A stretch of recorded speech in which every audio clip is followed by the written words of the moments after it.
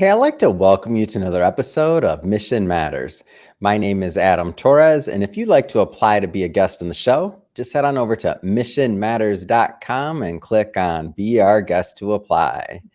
All right, so today my guest is Gloria Feldt, and she's the co-founder and president over at Take the Lead. Gloria, welcome to the show. Thank you, Adam. I'm so excited to be here with you. Gloria, 10-year anniversary of Take the Lead. How do you feel? I'm amazed. I was thinking about, Take the Lead is a nonprofit organization, but I just done a program, one of our programs called 50 Women Can Change the World that we did for women entrepreneurs. And what I know is that most businesses start and don't last 10 years. So I'm feeling pretty good that Take the Lead, a little nonprofit, has actually made the 10-year mark, and we're here and ready to scale up this year. Mission Matters is at 8 years, and I got my fingers crossed here. So we're not out of the woodwork yet, but I digress. I'll take a step back, and we'll start this episode the way that we start them all, Gloria, with what we like to call our Mission Matters Minute. So we at Mission Matters, we amplify stories for entrepreneurs, executive experts, and enterprises.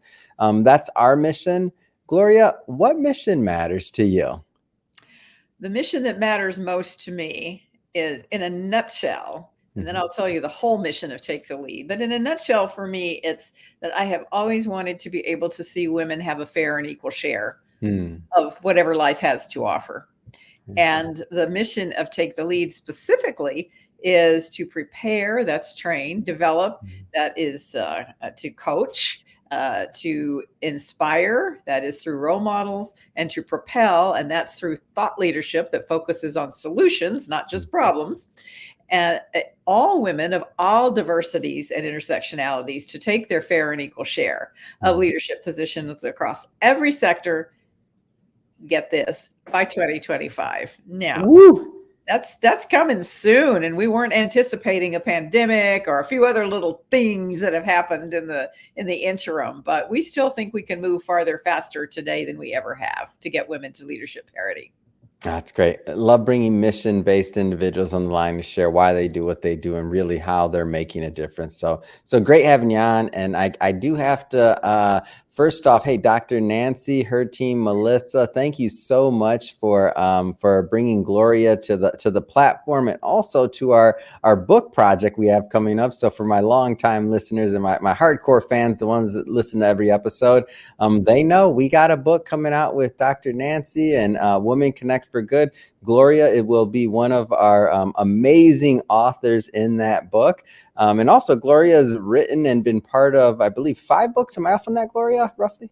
I have written 5 books, and I've been part of a few other ones as well. I've written chapters for other ones. Yes. Why? I always like to do this. This is a shameless plug for myself as a publisher and every publisher out there. Why are books still important, Gloria? Why do they still matter? Well, I mentioned the thought leadership part of Take the Lead's mission. And there is really nothing quite like a book to, first of all, I think, give you the time and space to be able to articulate your full mission, as opposed to, on most television shows, you get 6-second sound bites. Yeah. And but in a book, you can really lay out all of the issues, all of the information. You can provide so much more for people to be able to use. But it also is a kind of credibility. I think the book is a kind of credibility. So it's really great that you're doing what you do and that you help people put these books together. And then more importantly, get the word out about these books, because it took me 5 books to understand that it's not just about writing a book. It's about actually getting the book to the people who need the book. Yeah. So thank you for what you do. Oh, thank you. And that's one of the big deals. So I always like to tell, especially when I have an experienced author like yourself on the line, I want others in my audience to hear it from other individuals, other leaders out there, so that they understand that, hey, this isn't just coming from a publisher's side, like thought leadership books, having that space, like these are themes that we talk about all the time. And by the way, for everybody watching, just so you know, we're not going to go too far into the book today that we're doing with Women Connect for Good and Gloria. And the reason is because when the book is actually out and live, we'll bring Gloria back onto the show, and then we'll do a full deep dive into the book, into the writing. But we got a whole lot of other things to cover today. Before we go further into the conference coming up and also the organization, maybe take a step back and tell us a little bit more about your background and how you got started on this path. Sure. Well, it's been a pretty long path at this point.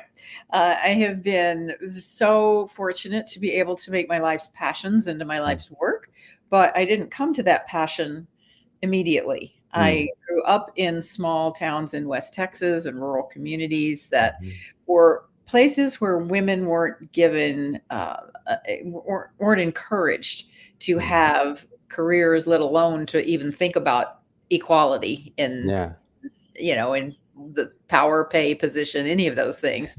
You were there to be a support person to everybody else, basically. And I totally drank that Kool-Aid while I was a teenager, and I wanted to be like everyone else. And I was so like everyone else. So I married my high school sweetheart. I had 3 children by the time I was 20. And then I sort of woke up and realized, these are great things, and I am so glad that I have the children that I have, and they've been the center of my universe. But there were a lot of other things in life too that I wanted to do, but for the most part, I couldn't actually do most of them at that time. I mean, I wasn't able to get a credit card in my own name. I wasn't able to get many jobs. I mean, the job openings were listed as help wanted male and help wanted female. And most of the help wanted female were things that I wasn't very good at, like you could be a nurse or a secretary or a teacher. I was a pretty good teacher. I am a pretty good teacher. So I chose teacher from among those 3, but I could never have, I was not skilled enough to be able to do the other 2. I couldn't do it. So I got involved, however, in the civil rights movement. I had a passion for social justice in general. I don't know exactly where that came from, but I know to some extent where it came from, but it was sort of a natural for me to get involved with social justice issues. And I noticed that the women were doing all of the frontline work and the men were in all the leadership roles and getting all the credit. And I thought to myself, well, if there are civil rights, then women should have them too. And it was at that point in my life, I was a young mom and wife, and I had many other responsibilities, and I was teaching school. But it was at that point in my life that I realized what I would be giving my life to would be things that would help women have equality in various different ways. And so the first thing that happened was that because I had the small children, it took me 12 years to finish college. And as I was finishing college, I did a term paper on a small new Planned Parenthood affiliate in Odessa, Texas, the land of Friday Night Lights. If anybody is a fan of that show, the book, the TV series, it's all true. My kids all graduated from Permian High School, so so I realized that. So I was encouraged, I should say, to do my term paper on this little new Planned Parenthood affiliate. Fast forward, I was offered a position as the executive director of that affiliate. Wow. And this is in the early days. This is now obviously Planned Parenthood, I mean, most people are going to know that name, big, large organization, but this is the early days. This is the beginning. It was not the beginning, but it was still, it was right at the point where it started to grow quickly. Okay. And so I still don't know to this day what possessed me to say yes. But that seems to be a mantra for my life. Is like, just say yes. Whatever's in front of you, give it a try. You don't know what's going to happen. 30 years later, I retired as the national president. And I did that at that time, both because I thought 30 years was a good round number, but also because I wanted to write books and articles. So I started doing that. And then one of the books that I wrote, which is called No Excuses, 9 Ways Women Can Change How We Think About Power, is a study of why women hadn't reached parity in leadership, Mhm. Although during those 30 years that I was involved, we had opened doors, we had changed laws, we had seen a woman first, almost everything, but Wow. women were still 18% or less of the top leadership positions in every single industry, every single sector. Mm. And I was blown away by that data. And I just had to figure out why. And then I had to figure out what to do about it. So that was the start of Take the Lead. And so I want to stick in the early days a little bit longer. So you being involved in the civil rights, like in that entire time period, and as a woman, I always, just as a person, not just a woman, I always wonder, like, what was that like? Like, what was that experience like for you? Mm. In Odessa, Texas, it will Yeah. not surprise you to know it wasn't exactly a large movement. Yeah. So I had to find my people. I had to find my Hmm. people. But I was teaching Head Start, and that And gave me, that's why I think it would be almost isolating. I don't want to put words in your mouth, but that'd be tricky. I suppose it could be, Hmm. but if you believe in something, it's not Yeah. tricky. If you believe in something, you just figure out how to do it. And Mm. because I had been living in the community for a long time, Mhm. I understood the culture and I understood how to Mm. communicate. I understood how to communicate with people who Yeah. might have very different points of view. But if you sit across the table from people and you talk to them and you maybe Mhm. break bread with them, somehow you can still get along even if you Yeah. disagree about things. Oh yes, I remember being one of the few families that welcomed the first Black family Mm. into the neighborhood. Mm. Things like that. That they weren't treated very well, and Yeah. but I found that the more I did those kinds of things, the better I felt about myself. Mhm. Because in a sense, when you're Amazing. fighting for other people, you're actually fighting for yourself. Yeah. Was there a moment, or was it a buildup, or like an epiphany? Like, so you're in the middle of all of this change, we'll say, a lot going on in the country, and for you to think about, that role and that gender equality. I guess now we use that word, right? Or we have these type of words, but back then to think that, wait a minute, all the men are in leadership positions, all the women are on the front lines doing their, like, what's going on here? Was that like It a was huge. moment? Was it a buildup? Like, how did that? Because that's super, like, observant. I feel like to be able to observe and to see that in the midst of everything that's going on, heightened emotions, heightened tension, everything in the country. Like, how did that happen? It came upon me slowly, but I Mm. do remember being at a particular meeting Mm. where the women were serving. But I knew that they had actually organized the whole thing. They were Wow. organizers of this whole event, Hmm. and then they were taking a back seat. Mm. And I should say the other thing that I learned from the civil rights movement, which has Hmm. totally guided my life, is that people working together, even Yeah. if they have no formal power, Hmm. people working together can change anything. But you have to have a strategy. You have to be willing to work together. Mm. And I will say that is a huge lesson that I learned, and I will always be grateful for Mm. learning from the civil rights movement. I mean, if you think about people started from nowhere, from nothing, Right. and especially in a culture like, I mean, Texas was part of the Deep South. Texas Oh was yeah. was part of the Confederacy, but they were making change everywhere. They were, Mm. they were changing all kinds of rules. They were getting rid of segregation. They were this was such huge Oh social yeah. change. And that's what I learned, and I was able to apply those lessons Mm. in the next phase of my life. How do some of those early lessons translate into what you're doing now with the Power Up, whether it's the Power Up concert and conference, or it's some of the other things you're doing around women power and leadership? Like, how does some of that stuff carry over? Because it feels like it's a lifetime of build up to now what you're doing. It is, Adam. It is a lifetime of buildup, and I will tell you that the one of the biggest epiphanies that I had Mm. when I was writing No Excuses Mhm. was that actually, at that point, women actually had the power that we needed.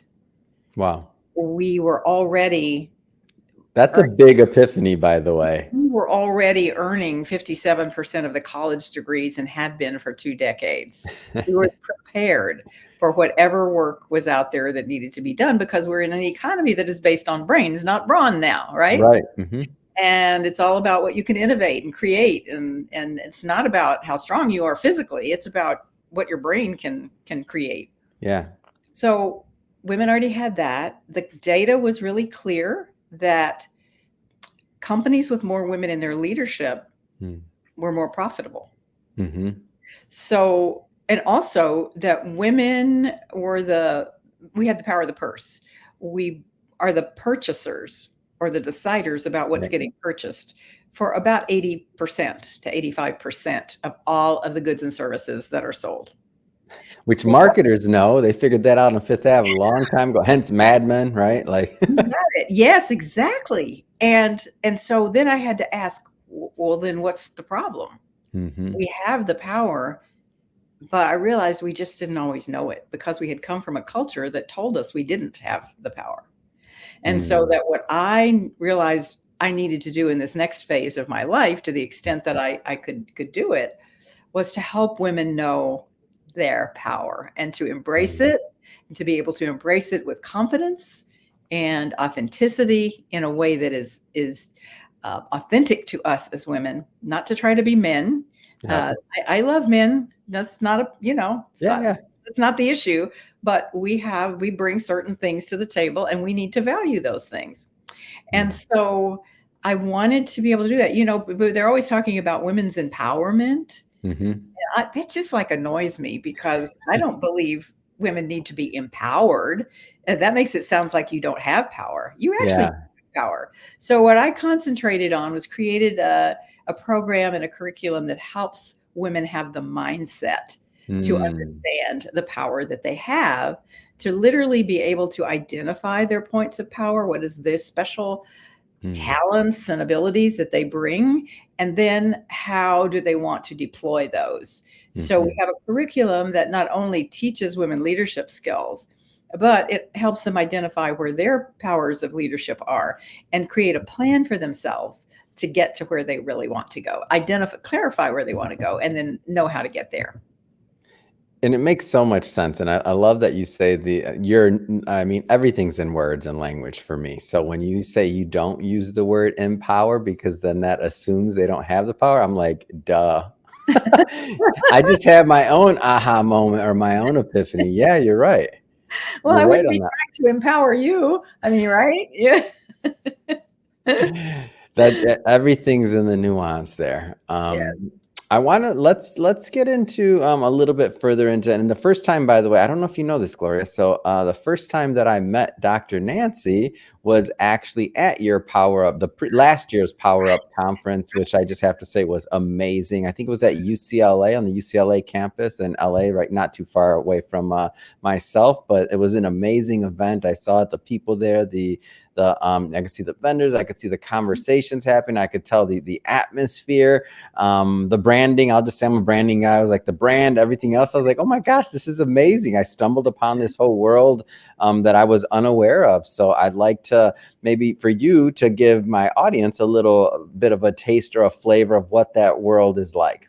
Oh, thank you so much for saying that, because it was. I'm not just saying that. It was amazing. it's well, and thanks to Dr. Nancy for having been a supporter literally since we launched 10 years ago. Wow. Nancy came to our launch event, which we had at Arizona State University in Tempe, Arizona. And she was there and she was just mesmerized, and she has been a great supporter ever since. So we are like in lockstep in so many of the things that we do. And I appreciate that. And so the conferences that we do, people really feel that there's a culture of these conferences where they feel it's not just being talked at, but that they are actually engaged in the conversations. And we have now we have a concert as well And that sort of sets That's the right. Conference and concert. Yes. conference and concert, and getting people involved in the music Mm, sets the tone, because it music is like the universal language, hmm and everybody can feel the music. So that's a good thing to mm, it's been a good addition. But in the conference content itself, we work very hard to be mhm, very current in what our topics are and to honor people who have exemplified leadership. So mm. we have a leading women award, we have a leading man award, we have a leading company award, and we have an award we call Wear the Shirt Award, which is someone or some organization that has lived its values publicly. And, Wow. they wear the shirt of their convictions. That's one of my power tools. So that's where that comes from. So we like to honor the people who really deserve so much to be honored. And we for example, the year that we were just coming out of the pandemic, Mhm, we that conference theme was the big re. What are you rethinking? What are you rewiring? What are you redoing in your life? Because people were really in that space. So mm, last year we had a theme of being how you can be more intentional about achieving what you want to achieve. mm. Now, this year we're going to have the event in Washington D.C., and we Uh-oh, haven't. has that been confirmed? That's good. I think last time we talked here, it's done. Yes, yes, yes, it's done. Oh my gosh, that's We don't know amazing. where. Congratulations. What a great year for it to be in Washington, D.C. I mean, for people that are watching this far into the future, this is going to be in 2024. It's a big year for the country. So for you It's a to big, be there, oh my gosh, this is yeah. amazing. Yeah, and women's leadership will be front and center Hmm in all of the issues that people are going to be concerned about. And of course, as a 501c3, we don't do electoral work, but we can certainly inform people about the issues. We can also hmm do one of the things I really love to do is to do a workshop that I call How to Be an Effective Citizen, Mm. because so many people don't know how they can have an impact. So again, I take those lessons that I learned so many years ago and Wow. try to share them so people understand, yes, you actually can make a difference. You can make a difference. And Mm. these are just some simple things that you can do to get there. So we yes, we haven't we narrowed it down to two probable places, two Mhm. possible places, but we'll be talking more about it as time goes on, and very excited about that. And so that theme will have some element of how you can be an effective citizen and why that is part of leadership. Mm. It's part of leadership to be engaged in your community and to be civically engaged and to have an impact on the issues that are of concern to you. Mm. And so yeah, so it'll be good. We're starting to line up some speakers, but I can't talk about them yet. Of Stay course, tuned. Stay cliffhanger. tuned. Don't worry, it's okay. I'll get them out of you. We'll get them out of you as soon as we get closer to the event. That'll be Yes, fun. we will. Yes. That will be fun. And the timing, it's around August, am I right? The timing, now that we decided that our day should always be Women's Equality Day, Mhm. and Women's Equality Day is August 26th. Does that move year by year? I'm just No, curious. no, It's that's always August August 26th. Okay. since 1973. It has been Women's Equality Day has been August 26th, and it was Mm. actually designed when it was approved by Congress Mhm. to celebrate the anniversary of when women's right to vote was actually put into the Constitution. Mm.